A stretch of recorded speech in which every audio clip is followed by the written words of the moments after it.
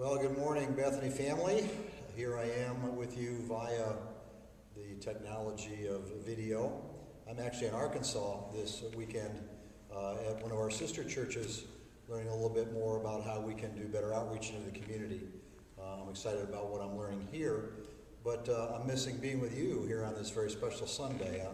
I'm sad that I wouldn't be able to see live the cardboard testimonies. And so I just wanted to share a few thoughts about that as we wrap up our I Am Second series today.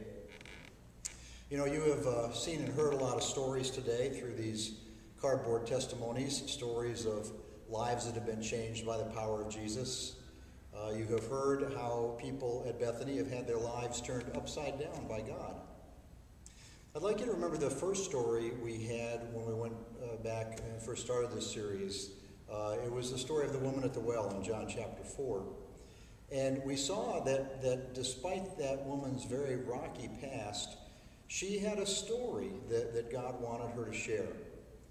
Since that Sunday, we've heard other stories about wayward children and struggling relationships. We've heard from skateboarders, from tax collectors, and many, many more people. And today, you have heard stories from your peers.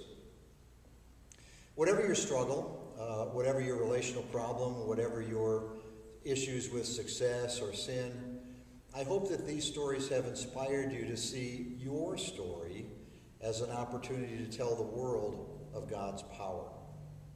It is the story of how God has changed your life that the world most wants to hear. You know, your friends may not be terribly interested in hearing my sermons or sitting here in these chairs, but they are interested in you. They are interested in hearing why you believe what you believe.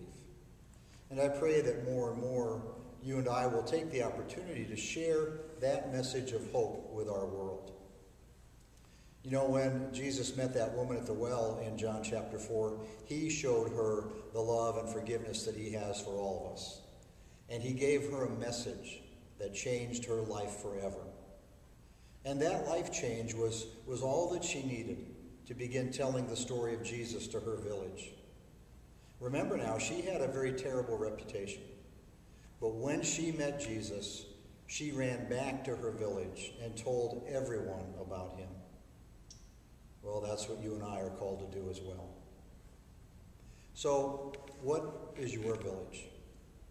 Who has God put in your life with whom you can share his message of love and forgiveness? Is it the people at work? Is it your neighbors? Is it someone in your family? Maybe your golfing buddies or fishing pals or tennis partners? What is your sphere of influence? You know, we have both the opportunity and the responsibility of sharing with the people around us the story of how Jesus has changed our lives and about how they too can find their hope in Jesus. You know, if you have been inspired by this sermon series or some of these dramas that we've heard or the videos that you've been seeing, maybe you're in an I Am Second group where you are growing in your faith. If you've been touched in any of these ways, I have a challenge for you today.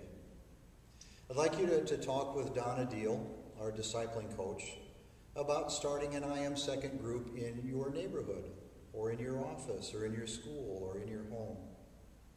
Many of you are currently in one of these groups right now, but I want you to consider sharing this study with those who have yet to hear the stories of what God has done in our lives.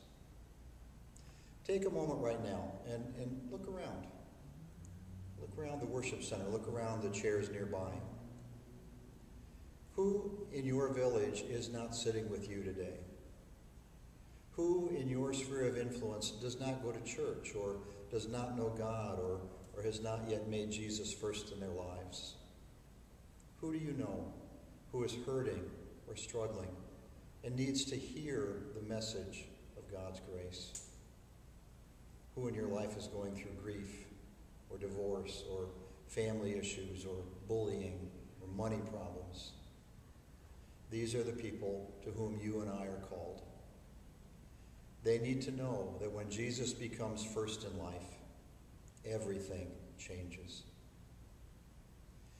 I'd like you to take a moment right now and grab a piece of paper from nearby, or maybe even write down on your bulletin. But I'd like you to think right now of 3 people in your village with whom you can share your story of Jesus.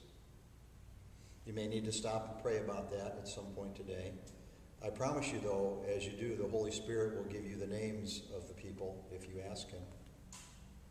So find out who those people are. 3 people. Share your story. Consider starting a group. Together, we can change our communities and connect people to Jesus.